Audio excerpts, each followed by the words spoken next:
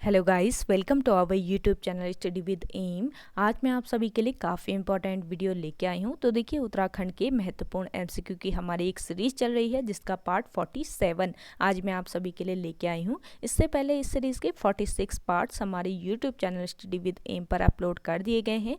Most important MCQ इन videos में provide कराए गए हैं। जिन लोगों ने इन वीडियो को नहीं देखा है तो हमारे YouTube channel study with M पर विजिट करके देख सकते हैं।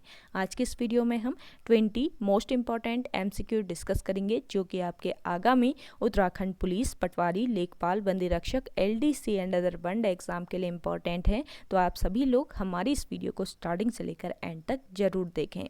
वीडियो को स्टार्ट करते हैं। वीडियो स्टार्ट करने से पहले जिन लोगों ने अभी भी हमारे YouTube channel study with M को सब्सक्राइब नहीं किया है वो सब्सक्राइब कर लें।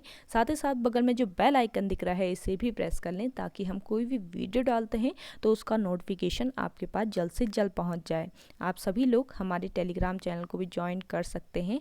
अराउंड 6.3 के यहाँ पे ग्रुप मेंबर्स हो चुके हैं। सुबह 10 बजे और शाम 8 बजे यहाँ पे क्विज का आयोजन भी कराया जाता है। इसके अलावा अदर इम्पॉर्टेंट अपडेट्स पीडीएफ्स यहीं पे शेयर की जाती हैं। लिंक आपको उसका डिस्क्रिप्शन बॉक्स में मिल जाएगा। बढ़ते हैं आज की वीडियो की ओर। इस सीरीज का पहला क्वेश्चन है, नैन सिंह रावत माउंटेनियरिंग संस्थान कहाँ स्थित है? मोस्ट इंपॉर्टेंट क्वेश्चन है। नैन सिंह रावत माउंटेनियरिंग संस्थान ये स्थित है पिथौरागढ़ में। ऑप्शन थर्ड इस क्वेश्चन का करेक्ट आंसर है। देखिए, नैन सिंह पर्वतारोहण संस्थान पिथौरागढ़ जनपद के मुनस्यारी में ये स्थित है। और देखिए, पंडित नैन सिंह रावत की बात करें तो पंडित नैन सिंह रावत ये राज्य के पहले सर्वेयर थे नैन सिंह रावत, और इनका जन्म 1830 ईस्वी में हुआ। देखिए, इन्हें मौलिक पंडित के नाम से जाना जाता है। नैन सिंह रावत जो है इन्हें मौलिक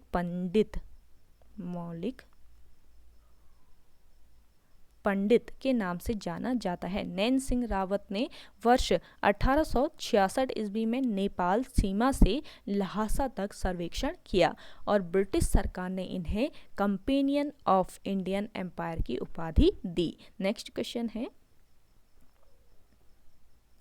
Jim Corbett national park museum कहाँ स्थित है? मोस्ट इंपॉर्टेंट है। Jim Corbett national park museum ये स्थित है कहाँ पर? काला ढूंगी में। ऑप्शन फोर्थ इस क्वेश्चन का करेक्ट आंसर है।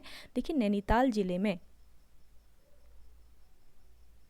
नैनीताल जिले में स्थित इस संग्रहालय में प्रसिद्ध वन्य संरक्षक, पर्यावरण प्रेमी व मैन ईटर ऑफ कुमाऊं जैसी कई पुस्तकों के लेखक जिम कॉर्बेट तथा अन्य से संबंधित कई सामग्रियां यहाँ पर रखी हैं। कहाँ पर?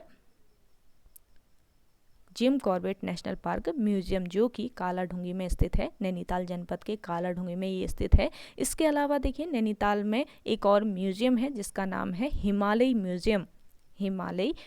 आपसे पूछा जाए कि कहाँ पर स्थित है तो ये आपके कहाँ पर? नैनीताल जनपद में स्थित है। इसके अलावा शैलेश मटियानी पुस्तक संग्रहालय भी नैनीताल जनपद में स्थित है। नैनीताल के रामगढ़ में कौन सा? शैलेश मटियानी पुस्तक संग्रहालय है। नेक्स्ट क्वेश्चन है,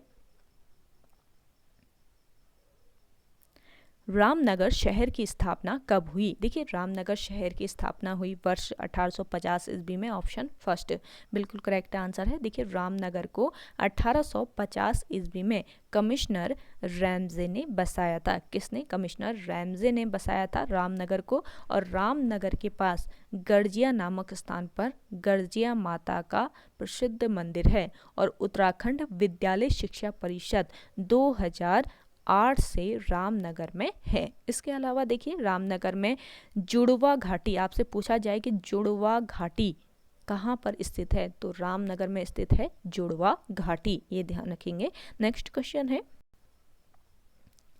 उत्तराखंड में तीजन बाई के नाम से प्रसिद्ध है। देखिए, उत्तराखंड में तीजन बाई के नाम से कौन प्रसिद्ध है? इसका राइट आंसर है कबूतरी देवी। ऑप्शन सेकंड बिल्कुल राइट आंसर है। देखिए, कबूतरी देवी उत्तराखंड की लोक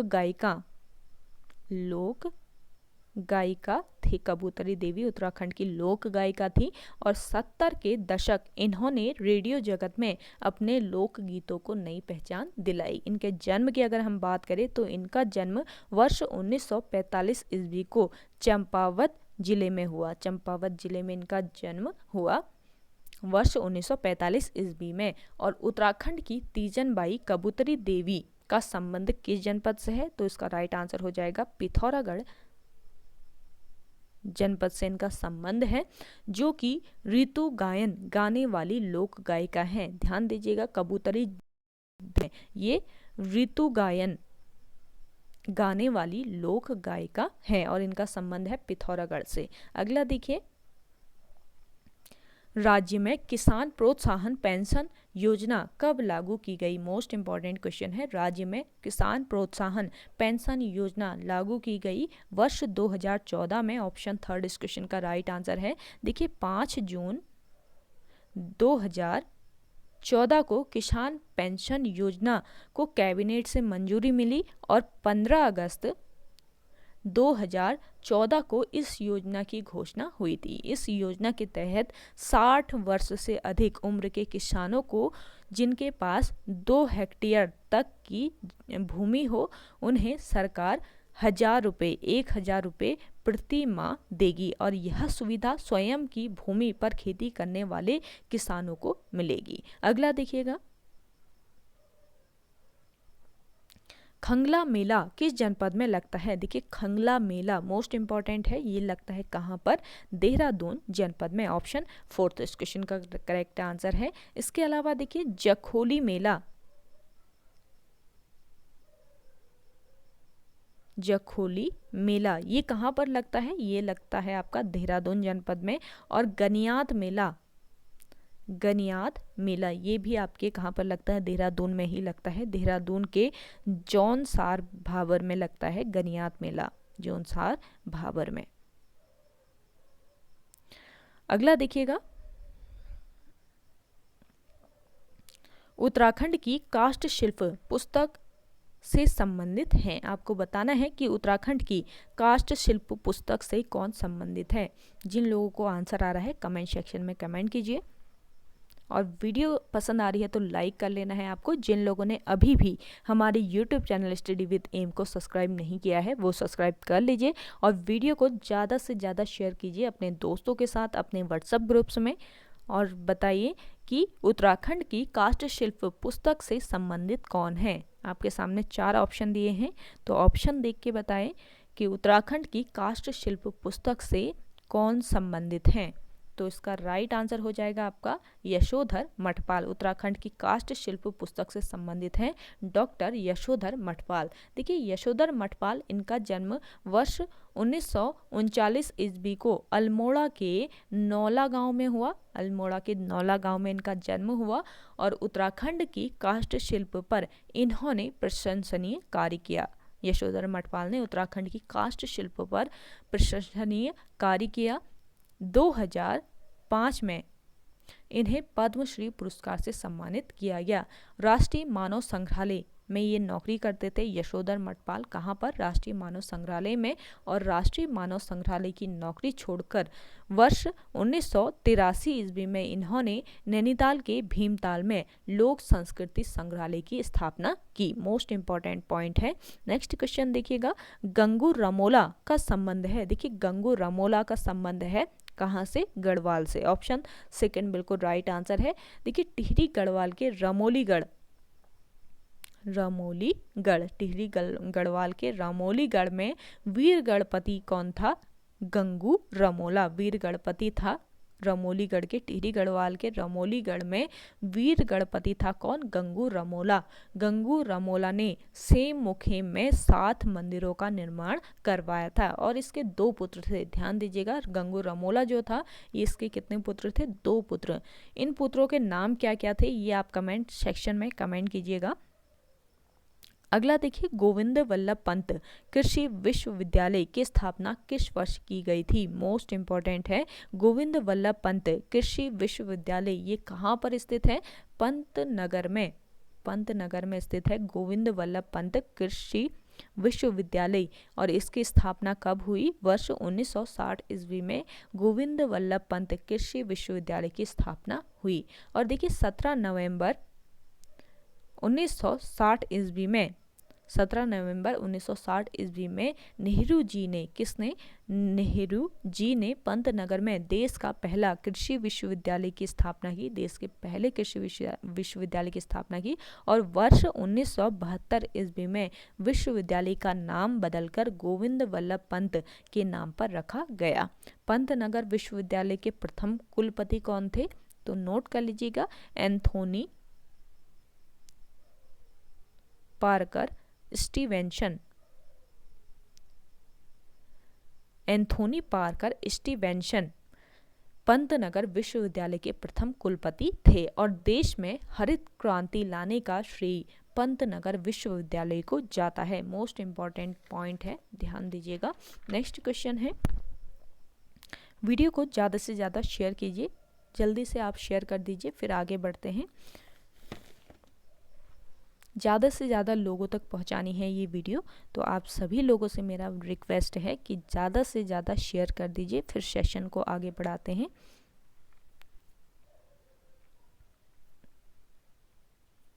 जिन लोगों ने लाइक नहीं किया है वो लाइक भी कर लीजिए और सेशन को शेयर कर दीजिए अपने दोस्तों के साथ, अपने व्हाट्सएप ग्रुप्स में।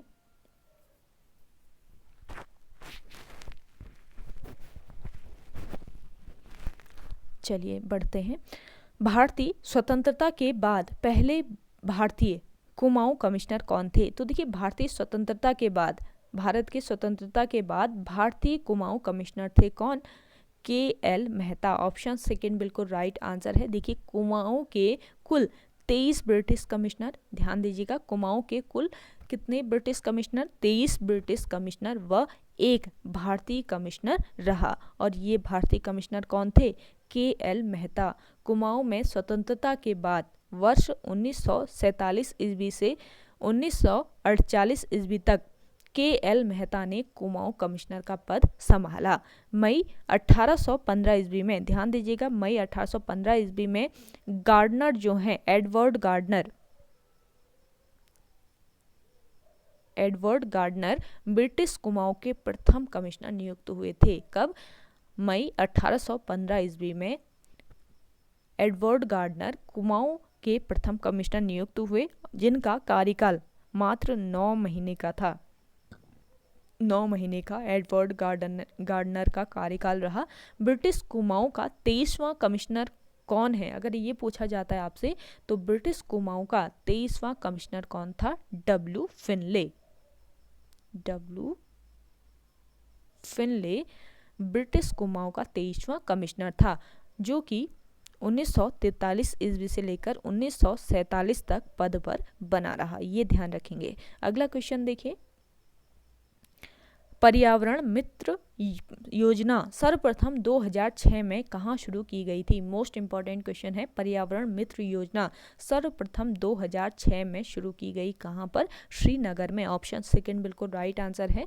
देखिए पर्यावरण मित्र योजना का प्रारंभ 11 मार्च 2006 को श्रीनगर में हरक सिंह रावत ने किया। किसने किया? हरक सिंह रावत ने श्रीनगर में पर्यावरण मित्र योजना प्रारंभ की 11 मार्च 2006 को। नेक्स्ट क्वेश्चन देखिएगा,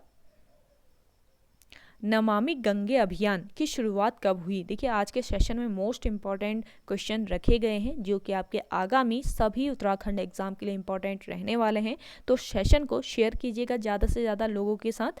और देखिए नेक्स्ट क्वेश्चन है आपका, नमामि गंगे अभियान की शुरुआत कब हुई? तो इसका राइट आंसर क्या हो जाएगा? वर्ष 2016 में।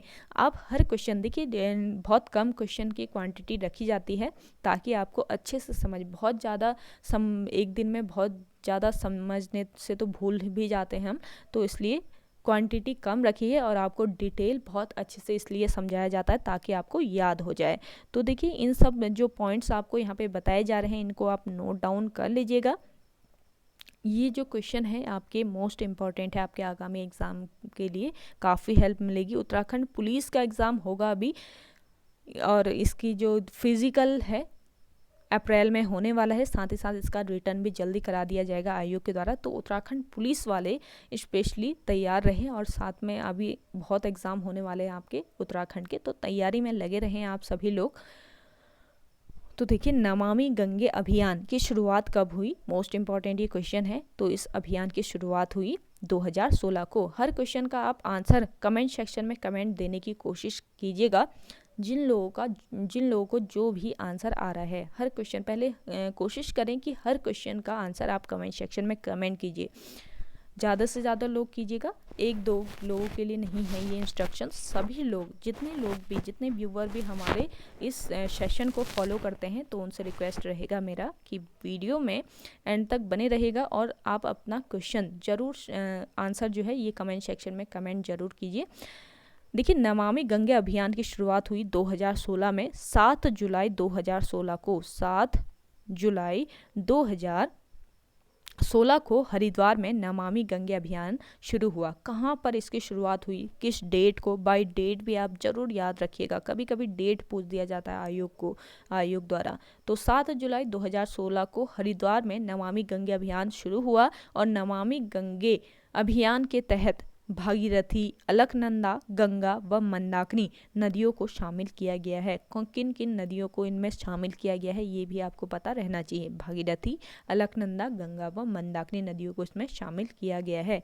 और इस योजना के तहत जैव विविधता पार्क भी बनाए गए हैं। कहाँ पर ये पार्क बनाए गए हैं, जैव विविधता पार्क, ये आप कमेंट सेक्शन में कमेंट करके बताइएगा कि आपके जो नमामि गंगे अभियान है इसके तहत जो जैव विविधता पार्क बनाए गए हैं ये कहाँ पर बनाए गए हैं। नेक्स्ट क्वेश्चन है, कुमाऊं का विक्रमादित्य किसे कहा जाता है। देखिए, कुमाऊं का विक्रमादित्य कहा जाता है किसको, देवी चंद को। मोस्ट इंपॉर्टेंट है, ऑप्शन 3 बिल्कुल राइट आंसर हो जाएगा। देवी चंद का शासनकाल 1720 ईस्वी से लेकर 1726 ईस्वी तक रहा। विक्रमादित्य बनने के चक्कर में, ध्यान दीजिएगा, देवी चंद ने विक्रमादित्य बनने के चक्कर में काफ़ी धन बर्बाद किया। इसने काफ़ी धन बर्बाद किया विक्रमादित्य बनने के चक्कर में। इसके समय से चंद वंश का अवनति काल शुरू हुआ था। आपसे पूछा जा सकता है, बताइए कि किस चंद शासक के समय से चंद वंश का अवनति काल शुरू हुआ। तो ये कौन था, देवी चंद था। इसने काफ़ी धन बर्बाद किया, इसलिए यहाँ से अवनति काल शुरू हो जाता है चंद वंश का। देवी चंद को कुमाऊं का मोहम्मद तुगलक भी कहा जाता है। कुमाऊं का मोहम्मद तुगलक भी इसी को कहा जाता है, देवी चंद को। और देवी चंद की हत्या किसने की थी, ध्यान दीजिए, देवी चंद की हत्या बिष्ट दरबारियों में माणिक बिष्ट व उसके पुत्र पूरनमल ने की थी। ध्यान दीजिएगा, माणिक बिष्ट व उसके पुत्र पूरनमल ने किसकी हत्या कर दी थी, देवी चंद की हत्या कर दी थी। और यहाँ से देवी चंद के समय से ही चंद वंश का अवनति काल शुरू हो जाता है। अगला देखिएगा, नेक्स्ट क्वेश्चन है, हेमवती नंदन बहुगुणा पर डाक टिकट कब जारी किया गया। मोस्ट इंपॉर्टेंट क्वेश्चन है, हेमवती नंदन बहुगुणा, इनका जन्म कब हुआ। वर्ष 1919 ईस्वी को पौड़ी के बुधानी गांव में इनका जन्म हुआ। पौड़ी के बुधानी गांव में इनका जन्म होता है।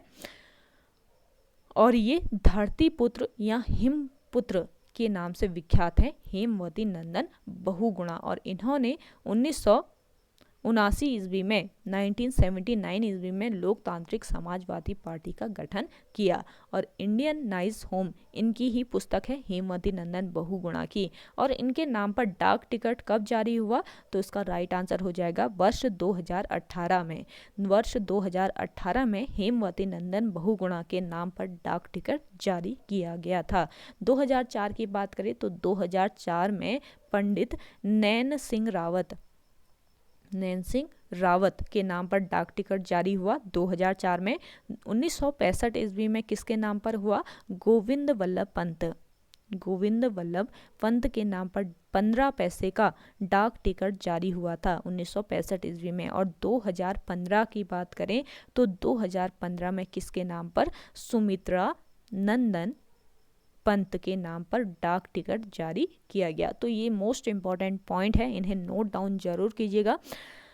नेक्स्ट क्वेश्चन देखिए, और शेयर ज़रूर कीजिए इस सेशन को। मोस्ट इम्पॉर्टेंट आज का ये सेशन रखा है, तो आप ज़्यादा से ज़्यादा अपने दोस्तों के साथ शेयर कीजिएगा। आज का टारगेट 1000 व्यू का करते हैं, तो आप सभी लोगों से रिक्वेस्ट रहेगा मेरा, आपको सपोर्ट करना है। देखिए आपके लिए बहुत सारी यहाँ पे सीरीज़ प्रोवाइड कराई जा रही है, और हिंदी के लिए थोड़ा सा कम टाइम मिल पा रहा है मेरे को, इसीलिए अल्टरनेट डेज पे हिंदी की सीरीज़ आ रही है।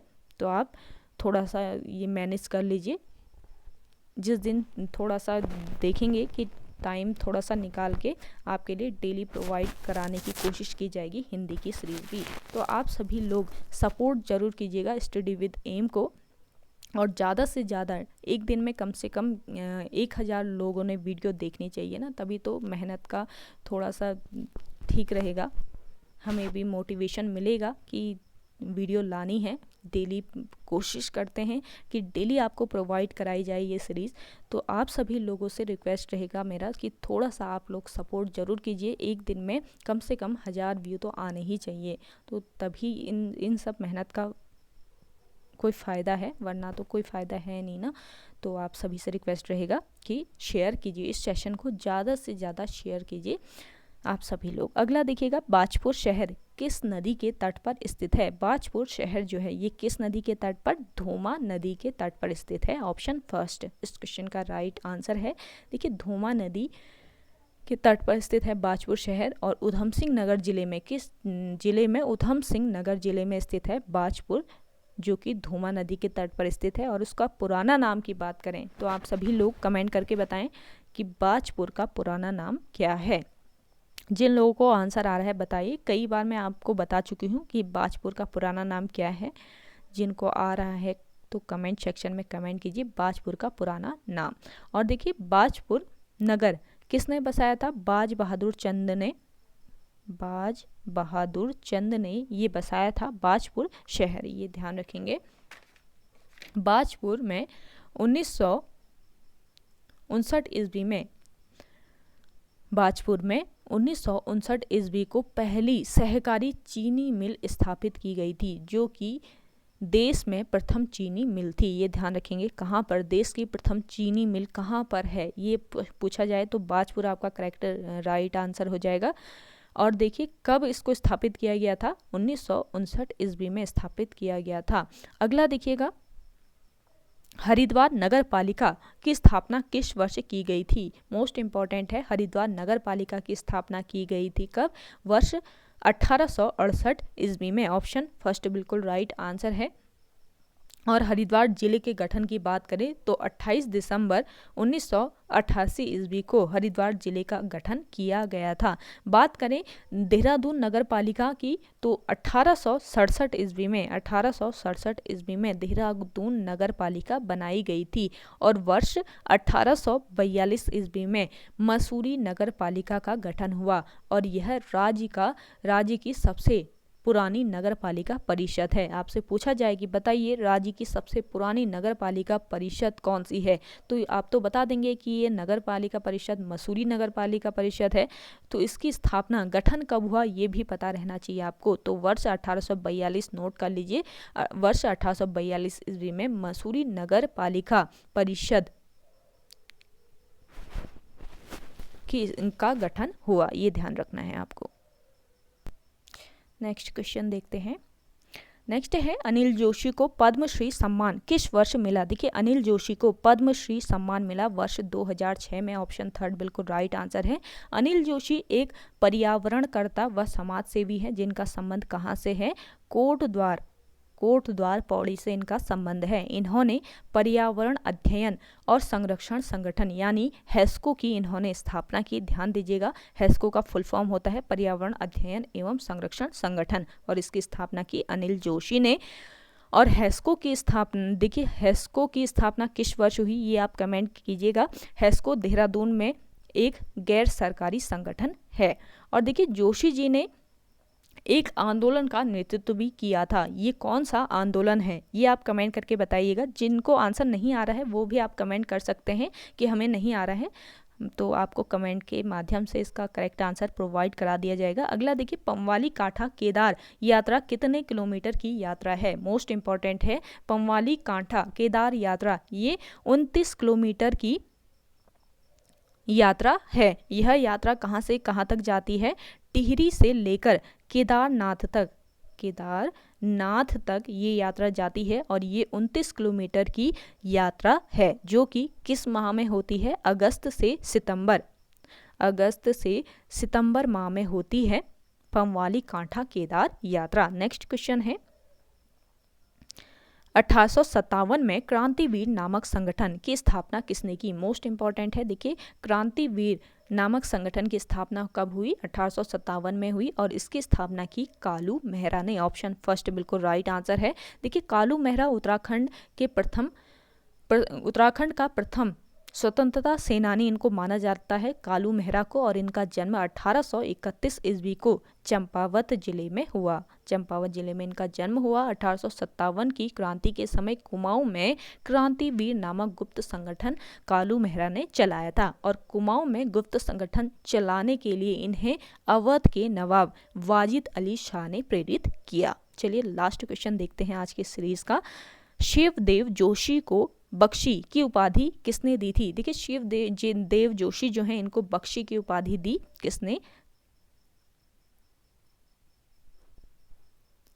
कल्याण चंद ने। ऑप्शन थर्ड इस क्वेश्चन का राइट आंसर हो जाएगा। देखिए, शिवदेव जोशी कल्याण चंद चतुर्थ का सेनापति था। इसे सम्मान स्वरूप तराई भाबर का प्रबंधन दिया गया था। सम्मान स्वरूप इसे तराई भाबर का प्रबंधन दिया गया था। शिवदेव जोशी ने रोहिला आक्रमण के समय डटकर सामना किया था शिवदेव जोशी ने। और देखिए, कुमाऊं का बैरम खां भी इसी को कहा जाता है। किसको? शिवदेव जोशी को। ये सारे पॉइंट्स आप नोट कर लीजिए। चलिए ओके गाइस, आज की वीडियो में इतना ही। आई होप आपको वीडियो पसंद आई होगी। अगर आज की ये सीरीज आपको पसंद आती है तो वीडियो को लाइक कीजिएगा, शेयर कीजिए, और जिन लोगों ने अभी भी हमारी YouTube channel study with M को सब्सक्राइब नहीं किया है वो सब्सक्राइब कर लीजिए। चलिए मिलते हैं एक नई इंटरेस्टिंग वीडियोस के साथ, तब तक के लिए धन्यवाद।